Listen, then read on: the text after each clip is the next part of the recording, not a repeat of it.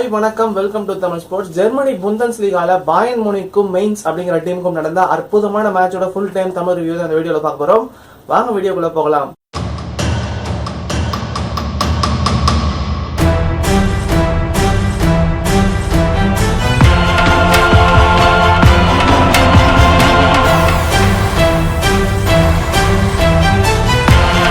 மெயின்ஸோட form பார்த்தோம்னா கடந்த 5 மேட்ச்ல ஒரு மேட்ச் ஜெயிச்சிருக்காங்க, 4 மேட்ச் தோத்து போயிருக்காங்க. இன்னொரு பக்கம் பாயர்ன் மூனிக்கோட ஃபார்ம் பார்த்தோம்னா கடந்த 5 மேட்ச்ல ஒரு மேட்ச் ஜெயிச்சிருக்காங்க, 3 மேட்ச் தோத்து போயிருக்காங்க, ஒரு மேட்ச் டிரா பண்ணிருக்காங்க.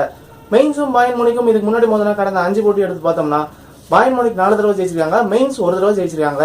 இப்ப மேட்சோட ஃபேக்ட்ஸ் பார்த்தலாம். பாயர்ன் மூனிக்கை பொறுத்த வரைக்கும் மெயின்ஸ் கூட முதல்ல கடந்த 9 போட்டியில 8 மேட்ச் சூப்பரா ஜெயிச்சிருக்காங்க. ஒரே ஒரு மேட்ச் மட்டும் கடந்த மார்ச் மாதம் 2016ஆம் ஆண்டு தோத்து போயிருக்காங்க.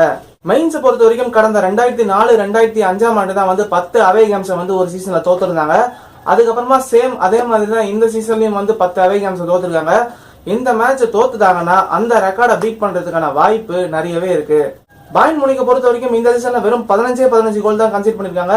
மற்ற டீமை பொறுத்த வரைக்கும் பாயர்ன் மூனிக்கோட டபுள் மடங்கு கன்சிடர் பண்ணிருக்காங்க. சோ பாயர்ன் மூனிக்கோட டிஃபென்ஸ் எந்த அளவுக்கு ஸ்ட்ராங்கா இருக்கு அப்படின்னு நமக்கு இதை பார்த்தாலே சூப்பரா தெரியுது. மெயின்ஸை பொறுத்த வரைக்கும் இந்த சீசன்ல 12 தடவை ஹெடர் மூலமாவே கோல் அடிச்சிருக்காங்க. இன்னொரு பக்கம் பாயர்ன் மூனிக்கை பொறுத்த வரைக்கும் இந்த சீசன்ல ஹெடர் மூலமா யாருக்குமே அவங்க கோலை விட்டு தந்ததே இல்ல அப்படின்னு ஒரு ரெக்கார்டை வச்சிருக்காங்க. சோ மெயின்ஸ் ஹெடர்ல ஒரு கோல் அடிப்பாங்களா அப்படிங்கறதான் எல்லா ஃபுட்பால் ஃபேன்ஸோட எதிர்பார்ப்பாவே இருந்தது. ஆட்டத்தோட 3வது நிமிஷத்திலேயே விடால் அப்படிங்கிற பிளேயர் செஞ்ச டிஃபென்சிவ் மிஸ்டேக்கா அற்புதமா பயன்படுத்தின போயான் அப்படிங்கிற மெயின்ஸ் பிளேயர் ஒரு சூப்பரான கவுண்டர் அட்டாக் கொடுத்தாரு. 12 யார்ட்ஸ்ல இருந்து ஒரு நல்ல ஷாட் அடிச்சு மெயின்ஸ் 1 பாயர்ன் மூனிக் 0 அப்படிங்கிற நல்ல லீட மெயின்ஸ் கொடுத்துட்டாரு. விடாலை பொறுத்த வரைக்கும் ஆல்ரெடி சாம்பியன்ஸ் லீக்ல ரெட் கார்டு வாங்கி வெளியே அமிச்சிட்டாங்க. அந்த வருத்தத்துல இருக்கிறவருக்கு இந்த கோலை விட்டு கொடுத்தது மேலும் வருத்தத்தை தான் கொடுத்திருக்கும். ஆட்டத்தோட 16வது நிமிஷத்துல பாயர்ன் மூனிக்கோட 2 தூண்களான ரிபரி மற்றும் ராபனும் சேர்ந்து ஒரு சூப்பரான கோலை உருவாக்கினாங்க அப்படின்னு தான் சொல்லணும். ரிபரி லெஃப்ட் சைட்ல ஒரு சூப்பரான கவுண்டர் அட்டாக் கொடுத்தாரு. ராபன் அவர் ஓவர் டேக் பண்ணி உள்ள போனாரு. ரிபரி பால அற்புதமா ராபனுக்கு பாஸ் பண்ணாரு. ராபன் ஒரு கிரிட்டிக்கலான ஆங்கிள் இருந்து அற்புதமான ஷாட் அடிச்சு பாயர்ன் மூனிக் 1 மெயின்ஸ் 1 அப்படிங்கிற சூப்பரா கோல் அடிச்சு சமன் செஞ்சு கொடுத்துட்டாரு. இந்த கோலை பொறுத்த வரைக்கும் ஒரு ராபரி அப்படின்னு தான் சொல்லலாம். ஏன்னா ராபனும் ரிபரியும் இதுல சம்பந்தப்பட்டதுனால இந்த கோலை அவங்க ராபரி அப்படின்னு தான் சொல்லுவாங்க. இப்ப பாயர்ன் மூனிக் ஒரு கோல் பிஹைண்ட்ல இருந்தாலும் ஒரு கோலை அடிச்சு சமன் செஞ்சதுனால எல்லா பாயர்ன் மூனிக் ஃபேன்ஸுமே ரொம்பவே ஹாப்பி ஆயிட்டாங்க. இந்த கோல் அடிச்ச சந்தோஷத்துல இருந்த பாயர்ன் மூனிக் ஃபேன்ஸுக்கு ஒரு பெரிய அடி அப்படின்னு தான் சொல்லலாம். ஆட்டத்தோட 17வது நிமிஷத்துல ஆல்பா அப்படிங்கிற பிளேயருக்கு இன்ஜுரி ஏற்பட்ட காரணத்தினால அவரை எடுத்துட்டு அந்த இடத்துல கிமிச் அப்படிங்கிற பிளேயரை உள்ள கொண்டு வந்தாங்க. மிட் வீக்ல வர அவங்களுக்கு முக்கியமான டிஎஃப்பி பூக்கல் மேட்ச் டோர்ட்மண்ட் கூட இருக்கு. இந்த சமயத்துல ஆல்பா மாதிரியான பிளேயருக்கு இன்ஜுரி ஏற்பட்டது அவங்க டீமுக்கு பெரும் இழப்பு அப்படின்னு சொல்லணும். சப்ஸ்டிட்யூட்ல கிமிச் பாயர்ன் மூனிக்கு வில்லன் ஆயிட்டாரு அப்படின்னு சொல்லணும். ஆட்டத்தோட 40வது நிமிஷத்துல பெனல்டி ஏரியால முட்டோ அப்படிங்கிற பிளேயரை தடுக்கி விட்டாரு. அந்த காரணத்தினால அவங்களுக்கு ஒரு பெனல்டி கிடைச்சது. மெயின்ஸோட பிளேயரான டேனியல் அப்படிங்கிற பிளேயர் தான் தடிக்க வந்தாரு. அவர் சூப்பரா ஒரு ஷாட் அடிச்சாரு. பட் பாயர்ன் மூனிக்கோட கோல் கீப்பர் எவ்வளவு தடுக்க முயற்சித்தும் அந்த கோலை அவரால் தடுக்க முடியல. பால் உள்ள போயிடுச்சு. மெயின்ஸ் மறுபடியும் ஒரு லீட் எடுத்துட்டாங்க. Mains 2 Bayern மூனிக் 1. மெயின்ஸ் மறுபடியும் ஒரு கோல் அடிச்ச உடனே பாயர்ன் மூனிக்கோட டிஃபென்ஸ் இன்னும் டைட் பண்ணிட்டாங்க அப்படின்னு தான் சொல்லணும். அதனுடைய விளைவா ஆட்டத்தோட 43வது நிமிஷத்துல ரஃபீனியா அப்படிங்கிற பிளேயர் போயான் அப்படிங்கிற பிளேயர் ஃபவுல் பண்ணிட்டாரு. இதுக்காக அவருக்கு ஒரு எல்லோ கார்டு கிடைச்சது. மேற்கொண்டு 2 டீமுக்குமே எந்த கோலுமே கிடைக்காத காரணத்தினால ஃபர்ஸ்ட் ஹாஃப் முடிவுல பாயர்ன் மூனிக் 1 மெயின்ஸ் 2. செகண்ட் ஹாஃபுக்கு வந்தாச்சு. ஃபர்ஸ்ட் ஹாஃபை பொறுத்த வரைக்கும் மெயின்ஸ் ஒரு கோல் அட்வான்டேஜ்ல தான் உள்ள போயிருந்தாங்க. அவங்களோட மேனேஜரான மார்டின்ஸ் ரொம்பவே ஹாப்பியா தான் இருந்திருப்பாரு.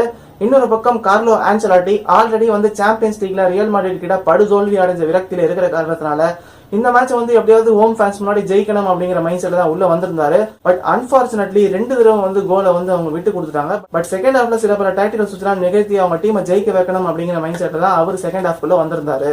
ஆட்டத்தோட 46வது நிமிஷத்துல பிராங்க் ரிபரி அப்படிங்கிற பிளேயரை எடுத்துட்டு அந்த இடத்துல கோமன் அப்படிங்கிற பிளேயரை கார்லோ ஆன்செலாட்டி உள்ள கொண்டு வந்தாரு.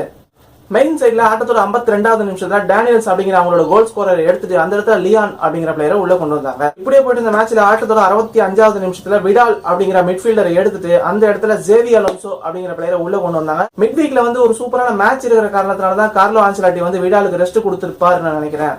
இந்த டாக்டிக்கல் சுவிட்ச் 2 டீமுக்குமே கை கொடுத்ததா அப்படின்னு கேட்டீங்கன்னா கண்டிப்பா இல்ல அப்படின்னு தான் சொல்லலாம். பட் இருந்தாலும் பாயர்ன் மூனிக்கை பொறுத்த வரைக்கும் ஜேவி அலோன்சோ வந்ததுக்கு அப்புறமா மிட்ஃபீல்ட்ல சூப்பரா பொசிஷனை மெயின்டைன் பண்ணிட்டு தான் இருந்தாங்க. பால் அவரால் முடிஞ்ச அளவுக்கு சூப்பரா பாஸ் பண்ணிட்டு தான் இருந்தாரு. ஆட்டத்தோட 73வது நிமிஷத்துல அயன் ராபன் அப்படிங்கிற பிளேயர் தியாகோ அப்படிங்கிற பிளேயருக்கு பாலை பாஸ் பண்ணாரு. தியாகோ கிட்ட பால் இருக்கும்போது பெல் அப்படிங்கிற டிஃபெண்டர் வந்து அந்த பாலை வந்து டிஃபெண்ட் பண்ண வந்தாரு. பட் அன்பார்ச்சுனேட்லி அவர் வந்து வழுக்கி விழுந்துட்டாரு. அந்த வாய்ப்பை அற்புதமா பயன்படுத்தின தியாகோ ஒரு சூப்பரான கோல் அடிச்சு பாயர்ன் மூனிக் 2 மெயின்ஸ் 2 அப்படிங்கிற நிலைமையில சூப்பரான வந்து சமன் வந்து பாயர்ன் மூனிக்கு செஞ்சு கொடுத்துட்டாரு. மேற்கொண்டு 2 டீமுக்குமே எந்த கோலுமே கிடைக்காத காரணத்தினால ஃபுல் டைம் முடிவில் பாயர்ன் மூனிக் 2 மெயின்ஸ் 2 அப்படிங்கிற நிலைமையில இந்த போட்டி டிராவ் ஆயிடுச்சு. இந்த மேட்ச்ல மேன் ஆஃப் தி மேட்ச் யாரு அப்படின்னு கேட்டீங்கன்னா பாயர்ன் மூனிக்காக ஒரு கோல் அடிச்சு ஒரு அசிஸ்டும் செஞ்சு கொடுத்த அயன் ராபன் அப்படிங்கிற பிளேயர் தான் இன்னைக்கு மேன் ஆஃப் தி மேட்ச். மெயின்ஸை பொறுத்த வரைக்கும் 15வது இடத்துல இருக்காங்க. ரெலிகேஷனுக்கு கொஞ்சம் மேலதான் இருக்காங்க. ரெலிகேஷன் பேட்டில் தான் இருக்காங்க அப்படின்னு சொல்லணும். இந்த ஒரு பாயிண்ட் பாயர்ன் மூனிக் கூட கிடைச்சது அவங்களுக்கு ரொம்பவே குரூஷியல் அப்படின்னு தான் சொல்லணும். இன்னொரு பக்கம் பாயர்ன் மூனிக் எடுத்துக்கிட்டோம்னா ஆல்ரெடி வந்து அவங்க 8 பாயிண்ட்ஸ் கிளியர்ல வந்து டாப் ஆஃப் த டேபிள்ல சேரை போட்டு நல்லா உட்காந்துட்டாங்க. இந்த மேட்சை வந்து ஜெயிச்சிருந்தாங்கன்னா சூப்பரா இருந்திருக்கும். பட் அன்பார்ச்சுனேட்லி டிராப் பண்ணிட்டாங்க. இப்போதைக்கு 9 பாயிண்ட்ஸ் கிளியர்ல இருக்காங்க. ஆல்ரெடி வந்து சாம்பியன்ஸ் லீக் எக்ஸிட் ஆன வருத்தத்தில் இருக்க அவங்க ஃபேன்ஸுக்கு இந்த சீசன்ல கண்டிப்பா பாயர்ன் மூனிக் வந்து அட்லீஸ்ட் புந்தஸ் லீகாவது ஜெயிப்பாங்க அப்படிங்கிற நம்பிக்கையில தான் வெயிட் பண்ணிக்கிட்டு இருக்காங்க.